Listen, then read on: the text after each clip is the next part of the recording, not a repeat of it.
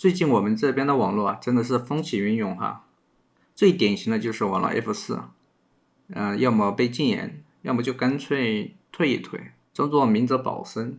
很多人可能会好奇这些网红前阵子不是还挺活跃的吗？怎么突然之间就挨了铁拳呢？其实背后的原因很简单。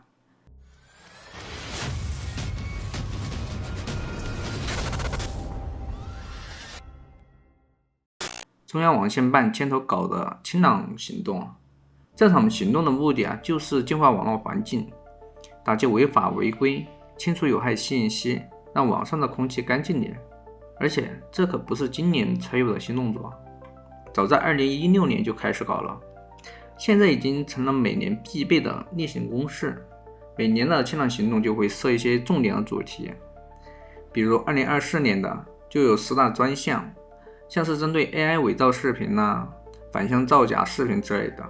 而今年的重点有2个，第一是7月份主打的就是打击虚假信息，第二个就是9月22号刚刚公布的为期2个月的清朗整治恶意挑动负面情绪问题专项行动。在这次行动里官方特别点明了要盯几个关键领域：负面情绪对立煽动、谣言、算法推荐、评论区以及各种榜单和话题。而这次清朗行动重点盯的主要有2个方面。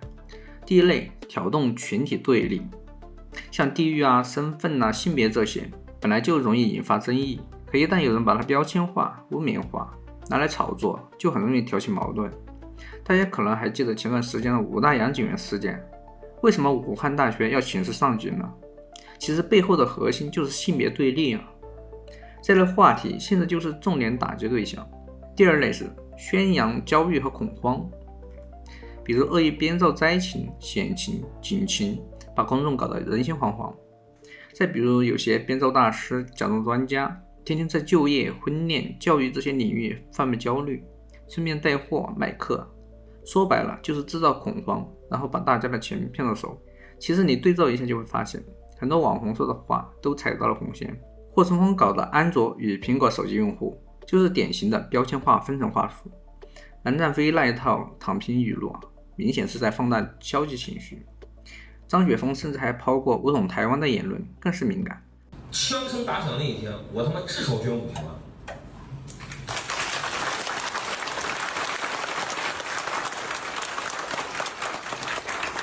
我公司账上永远有这个钱，他妈的打那天，老子直接把5000万捐上去，整体最起码捐他妈1个亿，就要他妈祖国统一，这一定我们这一代人一定能看到，我始终坚信。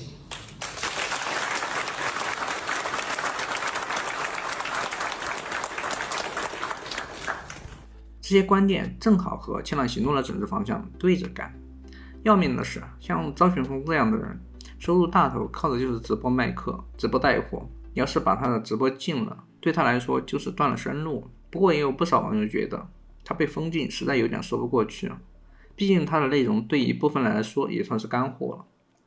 为什么很多人觉得张雪峰被禁不太合理呢？因为他说的那些话其实一点都不离谱，相反是非常正确的，非常主流。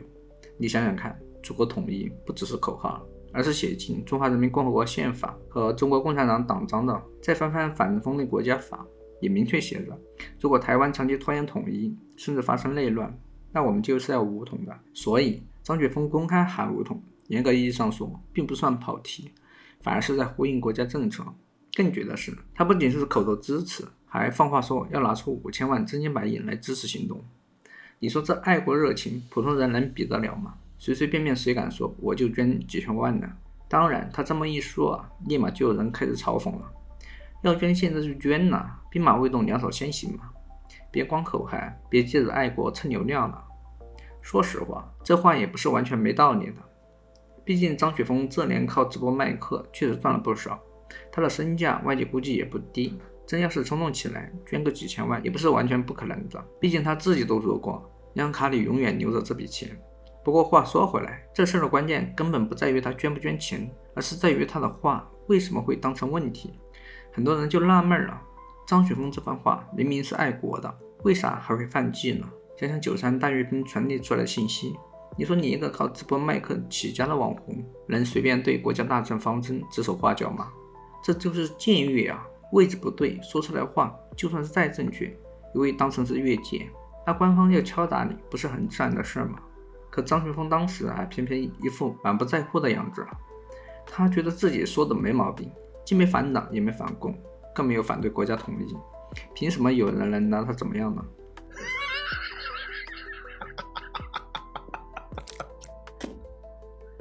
那个视频被人发到外网去了。我们本地网信办的领导跟我说你查一查，他妈谁发的？太他妈坏了！爱发老子不移民，你爱怎么样怎样，我不在乎。我怕我就不会说，说了我就一定会做，我说了我就不怕这个事儿对我有影响。妈的，我们公司已经准备好为台湾的同学们做升学规划了，我们已经提前了解台湾的学校了啊，对吧？我们网信办领导跟我说有人给你发到外网去了，你注意一下。我注意什么？他妈老子说了就不怕。结果呢，9月24号一夜之间，他的账号全被封了。据我掌握的信息，他不是被永封啊，而是禁言30天。可对他来说啊，这已经是很大的一个警告了。有记者给他打电话，他就一直在反省中，再也不敢像以前那样大大咧咧的，嚣张自信的劲头全都不见了。说到底，张雪峰的核心生意就是卖课，而卖课的套路说白了就是贩卖焦虑。比如他经常推荐大家去学殡葬专业，这就是未来的好出路。听起来惊悚，但对年轻人来说确实戳中了焦虑点。为什么张雪峰老提殡葬专业呢？原因很简单，老龄化越来越严重嘛，未来殡葬行业肯定是不缺工作的。从就业角度看，他说的确实没错。可问题是，哪有家长愿意让孩子去干这个呢？每天跟死人打交道，在传统观念里怎么看都不吉利吧。这话一传开，就容易让很多人家长觉得大学读不读也就那样，反正就业都难，还不如直接去学点有保障的技能呢。你看这是不是就直接制造了焦虑呢？所以从官方角度看，这类话题就该被整治。但说到底，这只是个诱因，真正关键在于这类管理逻辑并不是规则管理，而是结果管理。什么意思呢？规则管理就是大家都遵守一套明确的规矩，只要没碰红线，谁都没人动你。就像美国的吉米秀，前段时间他不是被停播了吗？特朗普当时还拍手真快，因为吉米秀老是在节目里讽刺他。可没过几天呢，迪士尼又让吉米秀复播了。为什么？因为节目里虽然讽刺人，但没有违反规则，既然没有违规，就必须让他回来。于是吉姆秀复播后继续怼特朗普，而川普拿他一点办法都没有。这里强调的是结果管理，你说的话做的事，哪怕是没有明确违背某条规则，但如果带来了负面结果，这样可能被处理。其实傅聪聪的遭遇跟张雪峰差不多，这几年他一直在搞直播，大家也都知道直播行业本来就是刀尖上跳舞，动不动就会踩到敏感词，一不小心就可能被封。所以傅聪聪被封又解，解了又封，早就成了常态，粉丝们也习惯了。但这次情况不一样，明显更严重。9月20号那天，他的视频作品直接被全网下架。为什么？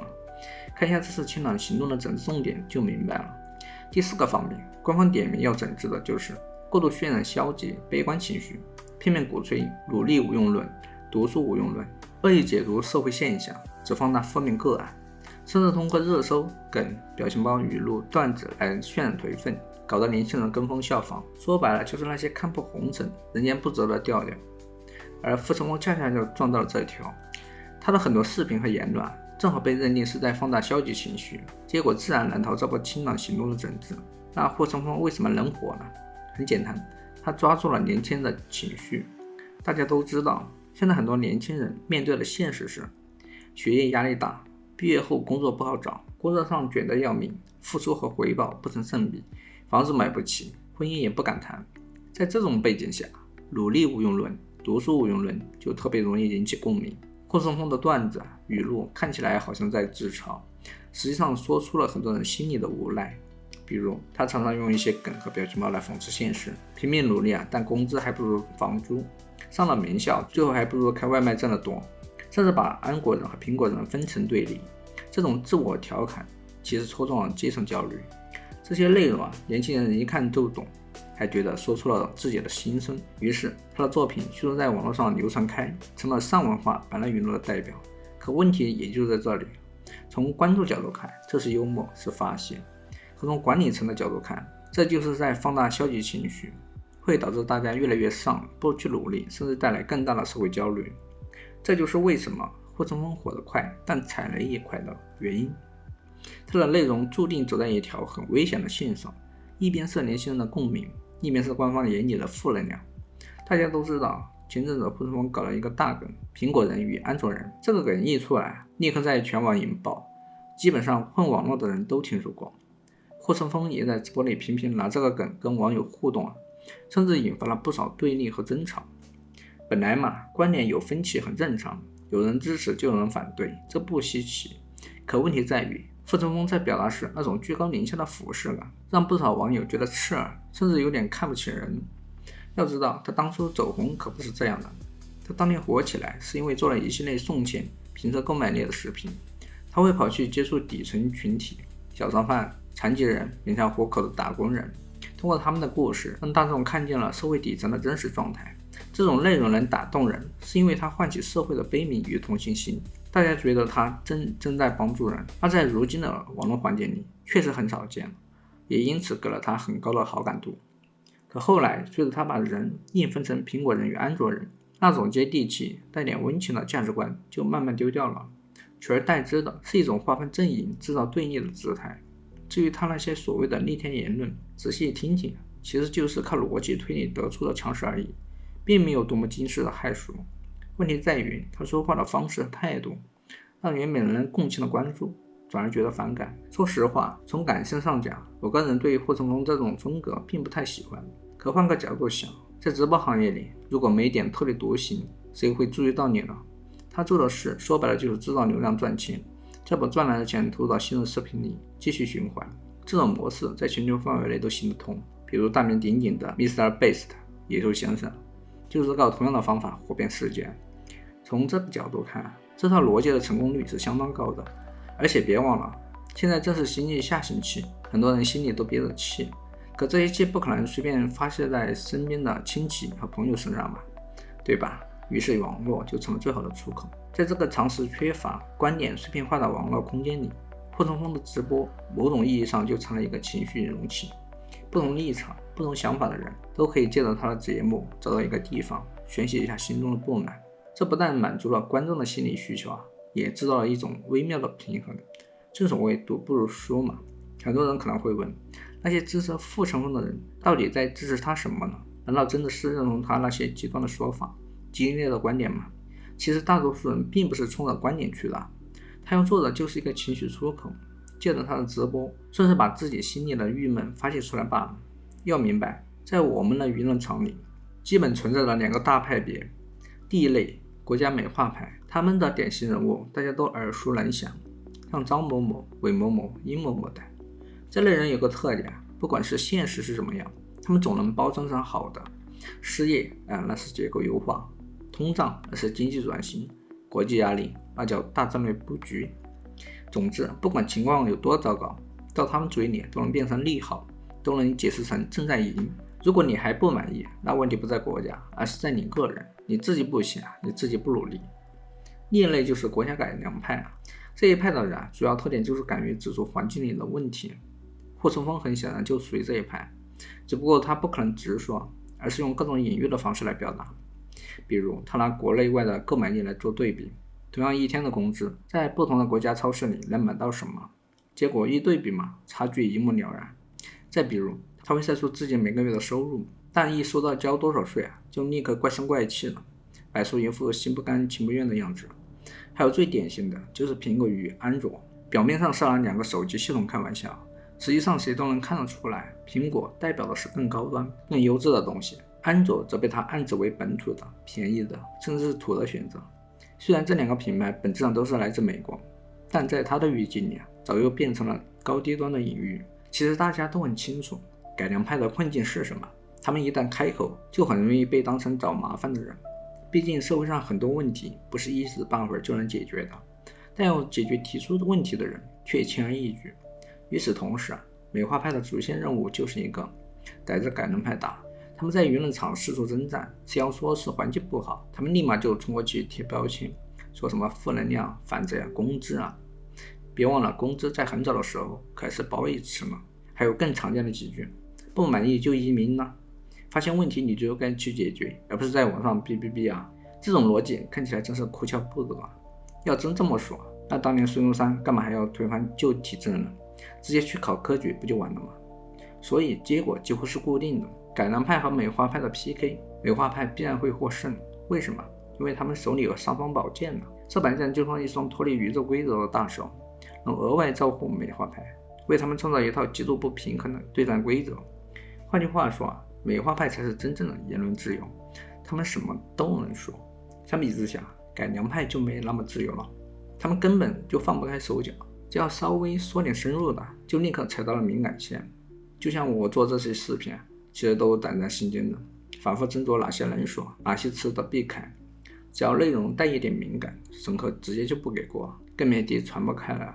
审判机制就像一只手，随时能把他们从擂台上拽下来摁死。所以改良派的声音普遍都很弱，很难赢，也很难让粉丝产生爽感。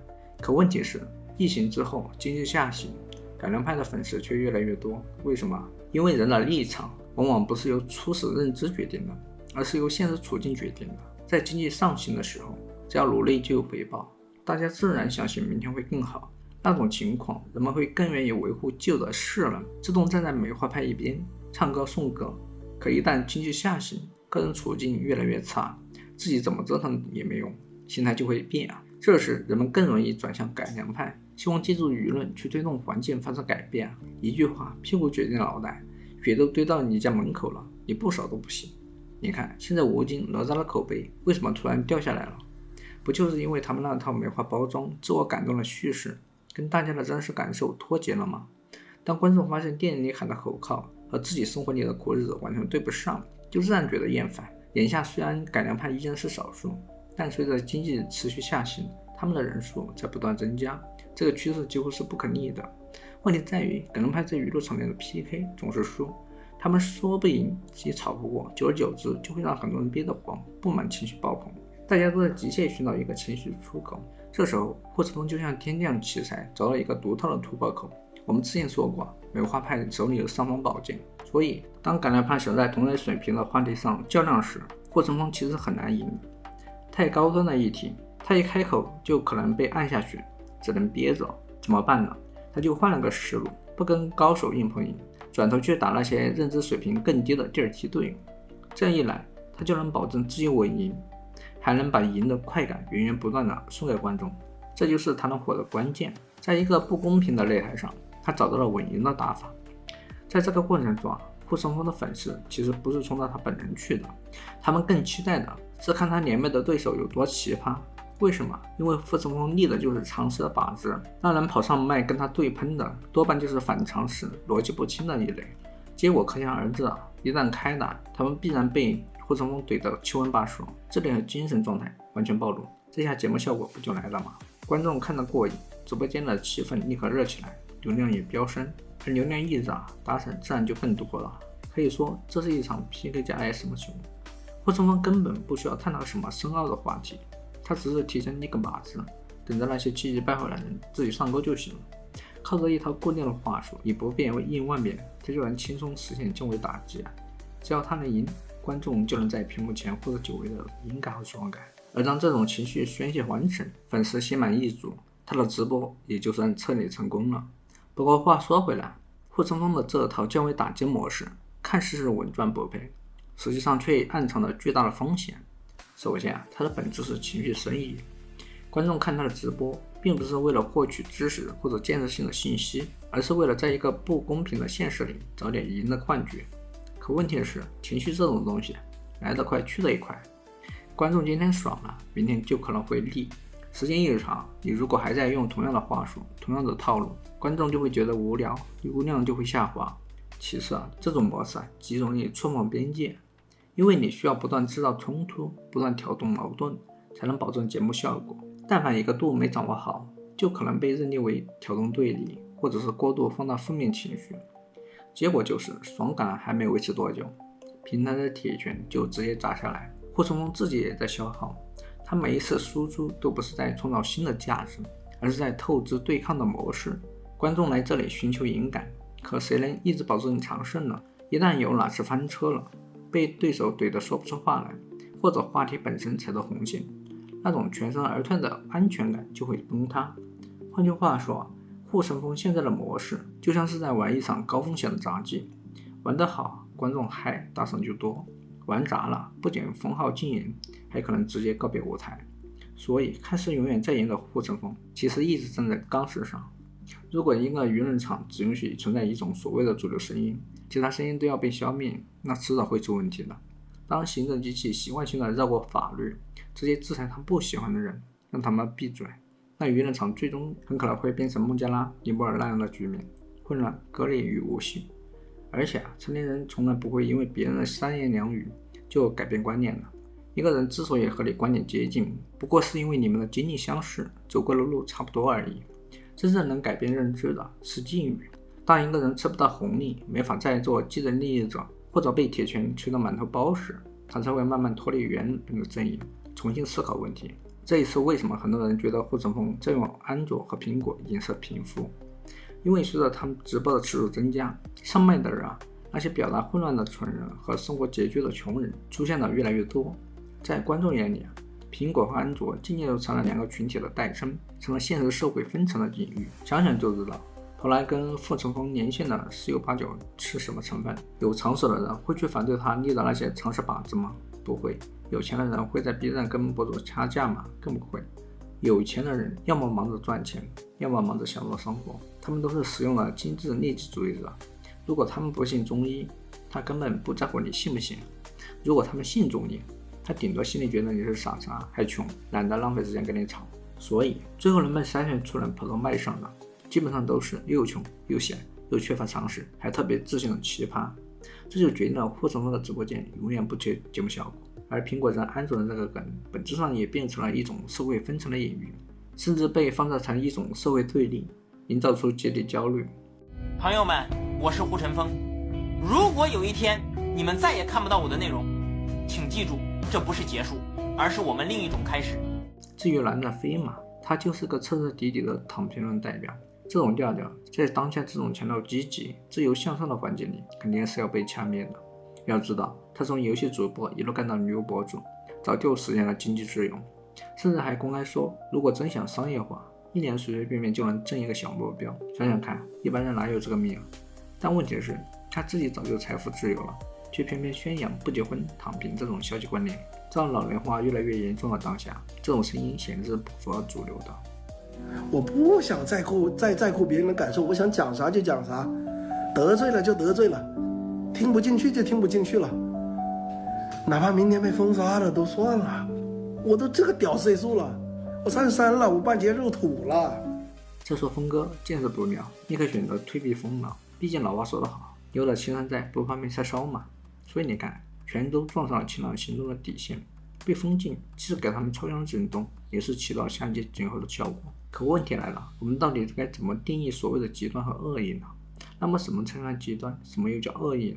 咱们别一听这两个词就感觉是大帽子，其实判断标准大概就看几个方面。第一，有没有踩法律红线，比如煽动暴力、传播谣言，这些都是铁定不行的。第二，你说话的出发点是单纯的表达观点，还是故意挑衅或煽动，有意无意差别可是很大的。第三，你的话到底会不会带来现实的影响，是大家听听就过了，还是可能真的挑动矛盾制造冲突呢？第四，还得看你是不是长期在玩这套，偶尔一次失言和天天靠极端言论刷存在感，那性质是完全不一样的。所以所谓极端和恶意，它不是一句空话，背后是有标准有层次的。如果标准模糊，动不动就给人扣帽子，那这个舆论场就会变得越来越窄，到最后能留下的只剩下一种声音，那反而更加危险。我一直觉得网络绝不是法外之地，它确实需要监管，需要规范。比如说诈骗、虚假宣传、煽动暴力故意挑动对立制造恐慌，这些东西本身就有社会危害，必须管，这没什么毛病。但与此同时咱们的公共话语空间就必须要留有批评、意见和思想碰撞的余地。很多社会问题政策争议甚至一些结构性的矛盾往往就是靠不同的声音的交锋，才有机会被看见、被改进。关键在于风禁必须得有一个明确的、可追责的、公开透明的标准和程序，不是说平台或者监管一句话就能让人消失，而是要有依据、有流程、有解释。那最理想的状态是什么呢？就是公共平台、监管机构与舆论主体之间形成一种清晰的边界和基本的信任。监管不是一刀切的封杀，而是做到界限清楚、程序公正、事后能解释。只有这样，不同的声音才能在规则之下并存，哪怕激烈，但依然健康，而不是被简单的粗暴压下去。另外，我想说技术层面其实才是关键。算法推荐、公平曝光、去极端化推荐、评论区管制这些地方都得下功夫与其把所谓有风险的内容予以封杀，不如在推荐系统里做矫正、弱化、去极端化的处理，让极端声音不会占据主流位置，但又允许它们存在。你看，这也是为什么大家会对现在的做法有不舒服的感觉。大多时候都是结果导向，意思就是不管你是不是违反了某条规则，只要你的言论造成了影响，让某些人不爽了，那你就有可能被收拾。简单举个例子，护城风那个苹果安卓梗，如果只是小圈子里自嗨，没破圈，没引发大规模对立，它会被封吗？很可能不会。但一旦它破圈了，搅动了大量的情绪，结果导向的机制就会介入，不看你动机，不看你有没有明确违规，只看结果。这就把话题的边界变得模糊只要有影响就可能遭到惩处。长期下去，舆论环境就会变得既紧又窄，一边禁止明刀明枪的违法，一边又用结果来丈量一切表达的价值。我觉得更合理的做法是用技术在传播层面做缓冲和减负，把极端声音放大器先关上，而不是把所有声音都直接按下去。这样既能维护公共安全，也能保留批评与意见的空间，不会把舆论场越整越死板。从这里其实就能看出两种截然不同的价值观，一个是消极自由，一个叫积极自由。我们平时天天都在强调积极的向上的氛围，所以整治恶意挑动负面情绪的时候，就会冒出一个问题：什么才算负面情绪比如蓝占飞，他就是不愿意过所谓的积极的人生，选择躺平。从个人角度来看，这没什么问题，可从大环境来看就不行了。你就应该积极向上，天天努力工作，拼命奋斗，然后结婚生子，为社会源源不断的贡献劳动力。这种方式才是被鼓励的。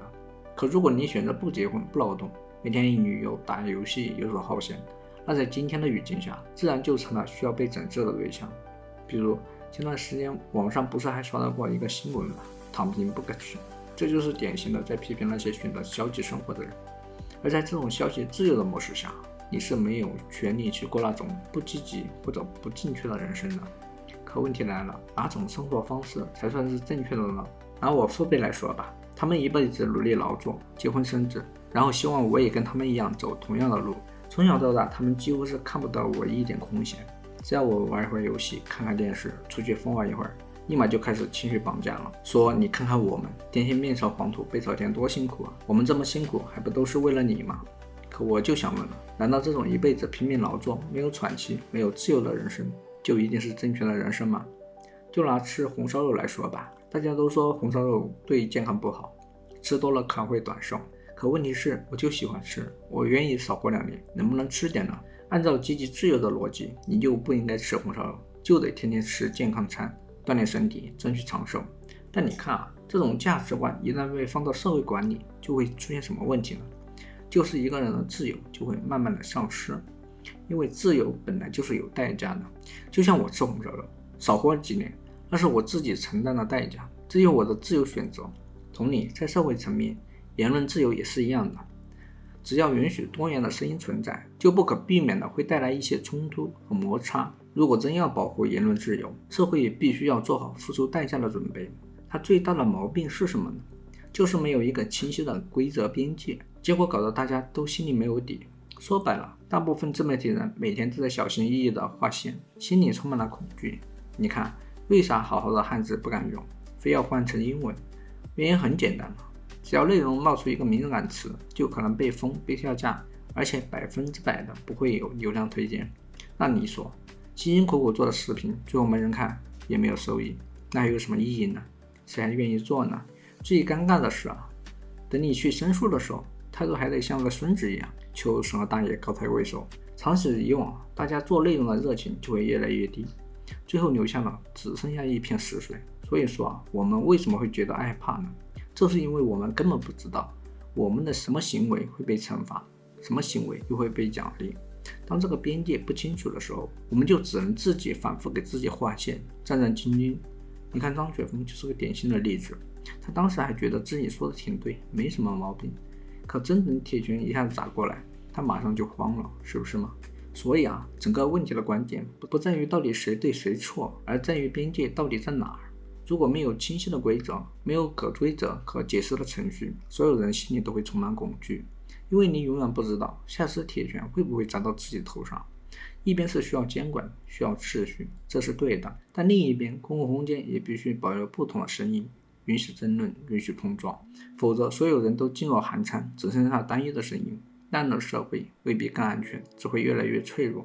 最后我还是要强调一句，自由从来都是意味着代价。一个人选择红烧肉，可能少活2年；一个社会选择允许不同的声音，可能要承受一些争吵和不适。可正是这些代价，才换来真正的安全和长稳的稳定。好了，今天就聊到这里吧。如果你觉得有点意思，就点个赞，点个关注。咱们下次再见。我的视频有敏感内容吗？没有吗？有吗？我也不清楚。但如果你看见了，就说明我没问题。当然，如果有问题，你们也不知道我做了这期视频。这确实是很多自媒体所面临的情况。